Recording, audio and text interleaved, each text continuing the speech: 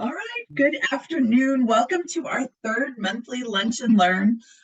This Lunch and Learn will be recorded, and I'm adding it to our social media in the near future. So welcome.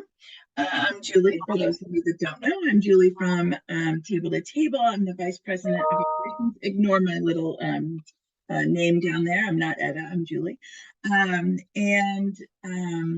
I'm thrilled to be doing this. We love doing our Lunch and Learns, and we love being able to post them on social media and kind of introduce people that we're working with.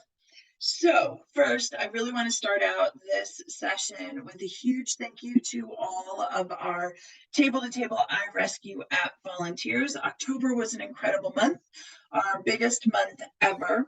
The volunteers completed 373 rescues, picking up and delivering over 80,000 pounds of food. It's truly an amazing amount and truly something to celebrate. So this leads perfectly into our incredible guest today. Mary Sorgi is the theology teacher at Seton Hall Prep in West Orange. And we have her to thank for some of those pounds that we collected in October, her and her students, as she ran an apple drive last month, bringing in over 300 pounds of apples. So Mary, thank you so much for joining us today. Well, thank you. I'm so happy to be here. And I don't know, I might take offense to the collecting pounds there because I definitely have been collecting pounds this past year, but. Oh yes, preaching to the choir there, I can tell you. It is, yeah, I get that. So I know that you do more than teach theology at Seton Hall Prep. Can you tell us what else you do there? As part of my curriculum, I like to make it more than just the information piece. I think as part of being a theology teacher or being a part of our faith, it also is just being a part of humanity. So in that piece, if we're not looking out for our brother, then maybe we're not doing that fully human piece. So I guess in that regard, I think of that immensely. There's been a number of things that have been in my heart in that situation. I'll give you a couple examples if that's good. There was one time when my kids were younger that we walked into New York City, and I had been through the city. I'm not a big city person, but I had been through the city, and we walked through, and you do see the homeless person on the street. And basically, the typical human response is to avert your eyes, don't look at what becomes fearful. And that's anything in life, to walk away from or avoid fear or pain or whatever else. So, I mean, it was typical, but this particular time, for whatever reason, I saw this gentleman on the sidewalk, and he was a homeless person by the way he was dressed, by his demeanor and so forth. And I just couldn't walk past anymore. For whatever reason, that changes in a person, because we all do try to avoid that which is fearful or unknown or whatever. So I glanced at him and I wanted to do something. And I said something to my husband about leaving him some money. And he said, you don't know what that guy's into. You don't know where that money's going to go. And yeah, this is absolutely true. But then I looked, and behind him was a McDonald's. So I said, okay, fine. I walked into the McDonald's, and I purchased a meal, and I brought it out, and I just put the bag down next to him and knew that I wasn't getting my husband anxious over that money thing. But yet I just couldn't walk past that man. And that just kind of grew on me over time for whatever reason, the things pop into our hearts and minds. And another time I was with my girls, they were in high school and college, and no, college actually. We're visiting my daughter in West Virginia, who was attending WVU. And we were walking by ready for a hike. It was the middle of the summer. We were already sweating before we started the hike, but we went through town. We each stopped in the grocery store, and we all got, a bottle of water. And as before we started, we walked past, and there was a gentleman who walked past me with a heavy winter coat on, and he kind of looked a little disheveled. And, you know, it catches your eye for a second. And I'm sitting here going, I know we're going to sweat with bottles of water, but this man has to be wearing a coat for a reason. Sure. And it was just one of those, like, real quick, he's walking past and I passed off my water bottle to him thinking, he's in worse shape than I am. Sure. And then this happened again about 2 years ago, something similar in a sense in Italy. We're having the greatest time of our life. Yeah. You know, Italy's beautiful. The food is beautiful. You know, Yes. you're spending money left and right because it's a memorable, and to us, it might have been once in a lifetime experience, you know. And we're walking through the narrow streets in the middle of Florence. And there was a woman who was on her knees with her head down and her arms outstretched in front of her and her palms up. And oh my God, like, you know, that position. And I just couldn't help it. And again, it's just like, well, my kids and my husband were in front of me, so I didn't have to hear any, you know, of the, well, what is that money? Where's that money going to? Whatever else. And so I just put some money in her hand, and she just quietly just curled her hand up, didn't lift her head. And I thought, oh my God, I hope, you know, that's not shame that she can't even lift her head. Sure. But those pieces, like, have been embedded in my heart, and I just can't walk past that, nor should I, you know, show my kids that I'm able to walk past that. Now, you know, I won't demand of anything from anybody in a sense to change their thinking, but maybe a sign of something that I do can be a change of heart. Absolutely. And so in that regard, this is what I hope to bring to my kids at school, because I did get, you know, those big and bold, brave kids that said, but Miss Sorgi, if you give money to a homeless person, how do you know what they're going to use it for? Yeah. And my response to them was, you know what? I don't know what I'm going to use it for. Sure. I don't know anything. And in that regard, because I don't know their story. I don't know their history. Yeah. And I asked them to raise their hands if they have ever seen the movie The Pursuit of Happiness. Yeah. And that, to me, and you know, a good number of kids did, and I summarized for those who didn't, that man, by no fault of his own, became homeless. Yeah. You know, Will Smith did a phenomenal job of presenting that man through no fault of his own. So I posed the question to you guys, you know, in class, do we know the background as to why? Do we know it's going to be used for drug money or not drug money? Right. And if we don't know, then who are we to judge where that money will best help that person? Yeah. Very true. Yeah.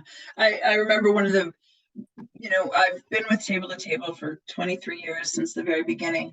But just, I would say about 6-7 years ago, I was at an agency that we bring food to every week, twice a week, actually, in Newark. And I remember sitting at the table, and I remember just feeling anxiety. I remember just feeling nervousness that I had never felt before. And I'm pretty comfortable around everyone. And it happened to be a room of homeless people. This was a soup kitchen. They and I commented to the executive director at the time, and I said, I don't know why I'm feeling this, and I'm very uncomfortable feeling this because I like everyone, you know, like I don't know why I'm feeling this. And she said, it's not you know, something on my fault, but it was because this group of homeless people, if you think about it, they have to fight every day to live, and they have to fight for their shoes. They have to fight for food. They have to fight for a place to sleep. They're fighting to keep their blankets, to keep that coat on. You know, they're fighting for these things. So they don't have a trust in people. They're more afraid than we are. You know, you say that about spiders. They're more afraid of you than we are. You know, you don't think about it as people, but it's true because they don't trust you. They don't know what you're going to do. So I will never forget that feeling. And then understanding it the way she explained it to me, there's so much anxiety in the room when they're all in the room together and they're eating, and we're giving them food, we're giving them hot chocolate, we're singing Christmas carols, we're doing whatever we can. and there's still that high anxiety. And I'll never forget that feeling, because I know, I can't imagine what they go through on a daily basis. I mean, the idea that if you fall asleep, someone might steal your shoes, like that's just crazy. That is just awful. So thank you for all of that. I love that background. Tell me why you think, or why it is so important for your students and for the younger, I don't want to say the younger generation, but I'm to that age now where I look at them, all that younger generation. But tell me why it is so important for them to give back and to participate in give back programs, and to learn to do these things for other people. Um, Basically, I think, I don't know, maybe, as you get older, sometimes you either, I don't know, get cynical or wiser. And I'm hoping I'm getting wiser, that the wisdom is setting in. Yeah. But I see this world a little differently, and I see people as maybe perhaps less caring of others. And part of it, I don't know that is necessarily a fault of ours, but I know for my kids, my oldest is 33. When she was just in grammar school, she was she was taught about stranger danger, and we were kind of prepped as parents. Stranger danger, don't talk to anybody because they're a stranger, you never know what.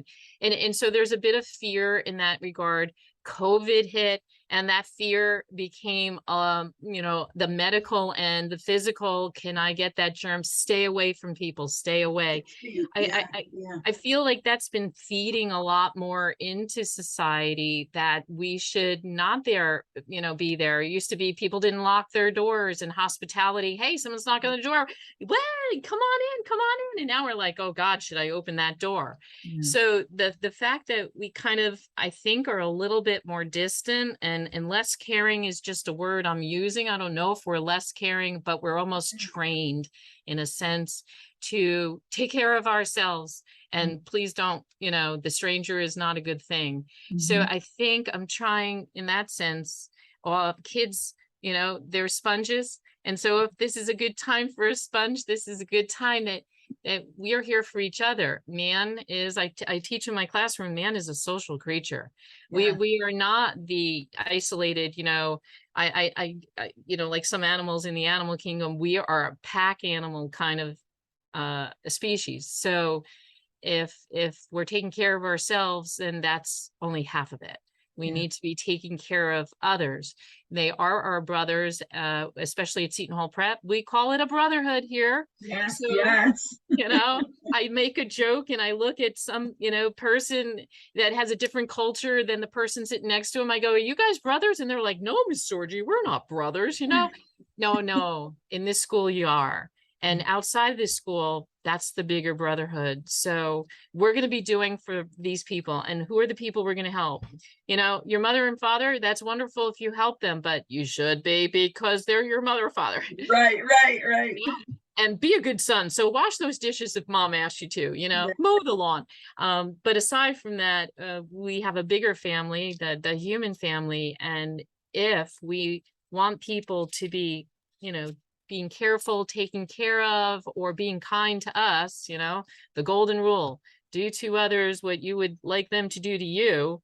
Taught that in kindergarten, so that, you're being socially acceptable in your environment in kindergarten and taking care of other people. Then we just need to extend that to a bigger realm and a bigger sense of responsibility to people who are less fortunate than we are.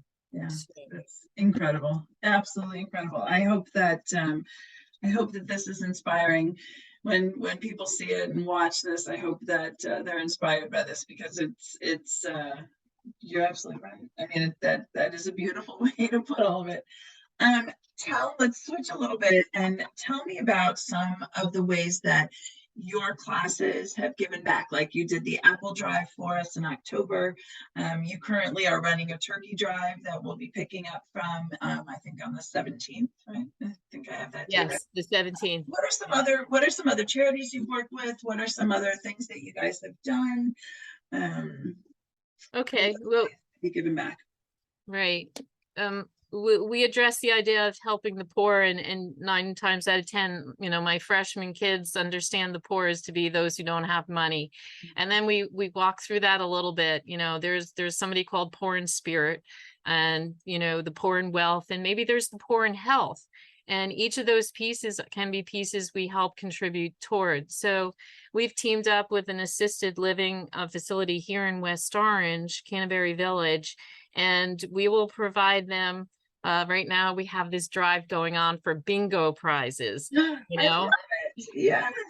Yeah. Well, they love bingo. Yes, yes, and they love prizes too. So I remember that. Yes, this is human nature. The boys understand this because most of them are involved in sports, and to win is just one of those gratifying pieces. So now over at Canterbury, because assisted living is a costly item for an individual, for them to get a prize, that's nice, gold star or whatever, but they actually enjoy getting prizes such as body wash or soap, or even a basic hygiene of deodorant, because that's less money they have to spend on essential whatever. So our toiletry drive our drive for bingo can include toiletries, candy, because that's always a big winner for a bingo prize, socks, some of these little small essential needs. And then when they win their bingo, we are the ones providing them with the box of treasure goods for whatever they need. So the boys look at me funny saying, really, deodorant is a bingo prize? Yeah. Well, you know what? When things get tight, that is a treat that somebody gifts you rather than you have to pay. So we have items that don't just cover, food contributions, because that obviously is essential. But some of those, because they're over there with some physical ailments, not only do they need some of those maybe added pieces for their living besides food, but the social content as well. So we do a Zoom conversation, or we visit over there, because I said the poor in spirit means, maybe they don't get, unfortunately, which is the truth, they don't get many visitors. They have family, but there's another department of persons disabled. They have group homes with disabled persons, and last year I teamed up with them, and unfortunately, even during the holidays, sad to say, they don't get many visitors. So last year we did, between the two, Canterbury Village and DPD, we sat down, and that's part of their service that they can sign up for, is we do a craft making thing early December. And I have scrap wood in my house because we built our house. I have scrap wood and I come up with projects. And last year it was like, paint this piece of wood and decorate it as to be a snowman, give them a little piece of fabric, and we wrap it around the wood, and they get a little snowman hat. Yeah. And then each of those people get a, hey, I was remembering you, and here's your little, holiday gift. Yeah. So it's food, it's time invested with sharing time in conversation, it's remembering you. And we have now a leave a note, I call it, leave a note. It's fall, and I give them little cards, and actually I have one here. It is, I made up this little card, and it has leaves on it, and the word LEAF, and it becomes an acrostic. So the boys take their time and they write a message, and the first line of the message starts with the L, the second line of the message starts with an E, the third an A, and the F. And they've come up with some very creative things, leaving you a note to say, E, everyone is thinking of you. A, always think of, highly of yourself. And F, fall is here, or something, Oh, that's so cool. So it's 3 bases, and that is, sometimes it's physical needs that maybe we're not the doctor, but we can provide something with their physical. Emotional needs, they need friends, time, somebody cares. And then of course those general physical needs, that food, shelter, clothing. So clothing drives, sock drives, hat and mitten drives, all kinds of different things, but we will cover hopefully different areas to encompass the whole person, kind of deal. Incredible, just absolutely incredible. I love it all. I absolutely am so amazed by you guys. We at Table to Table, through Seton Hall Prep, we also met an inspiring young man who, during COVID, his family and another family started Flag. Is that right? Yes. Flags, yeah. And they received money. They collected money from the community as well as receiving grants. And they started the restaurants. They started paying the restaurants for meals, and then they have volunteers that will pick up and then deliver them straight to places that are feeding the hungry. I think during COVID, during the thick of COVID, they were delivering it to first responders, and now they've kind of switched to agencies feeding the hungry. And we're lucky enough to be able to partner with them this time around. And we're going to be delivering the meals for them, our volunteers, and in some cases, our trucks will be delivering. So, and he's at Seton Hall Prep. So what a wonderful partnership, what an incredible young man. I met with his mother the other day too. She and I Zoomed, and just what an incredible family. What an incredible, the thoughtfulness and the care that they put out there is really amazing. That is. And there's the other piece, Julie, if you don't mind me adding, Please. is that half of the reason I want them to be thinking of others, because, that whole idea of you are my brother, but also, I make it a requirement for my class, but they don't understand, which they do, a good number of them do over time, that the idea of giving is not just about giving out something from you, because the other half of that is what they themselves receive. And then so they don't always understand that until, so there was this one time last year, it was at the end of the marking period. And, I have my service points, the quota due at the end of the marking period. And I had one student who was like, Ms. Sorgi, I got to do something. I know I waited to the last minute, what can I do? And I said, actually, I promised this one organization, the DPD, cards for Christmas, and I'm still missing like 12 people that I don't want them to be left out, and nobody signed up. You can come, you can fulfill these 12 cards, which is quite a bit at one time, but that'll bring you to the point where you'll be fulfilled. And he's like, all right. So he starts sitting there and he's thinking nothing, in 2 minutes I'll be done. But it takes time to write cards. It's not awful, but just short little notes. And so after a while, he's just like, well, Miss Sorgi, like, so you were saying that they stay in this home, but don't they have family? They do, but they don't visit often. And last year we were still on the tail end of COVID. So they said, and they're limited also for what they can do, because they don't want to go out, and some of them have health risks, et cetera, et cetera. And he continues writing, and I continue talking, and I just said, so the health risks prevent some people or from the norm of going out somewhere. And then they don't have many people who are thinking of them. And he goes, well, my gosh, Miss Sorgi, that sounds like that they're almost in a prison. And I said, for some of them, it's almost like that, unfortunately. So do you understand why we're writing these cards? And he goes, yeah, I do. I get it now, Miss Sorgi. And like this face, like he was proud now to be writing them, because he understood what it meant, and that piece, that is the piece that, maybe in the future, if Mrs. Sorgi's not the only one, or Miss Sorgi didn't ask me because I don't have her as teacher anymore, that maybe that's just a little seed planted, because it fulfilled him in a way that is, you can't explain that. It is the giving that we receive back also.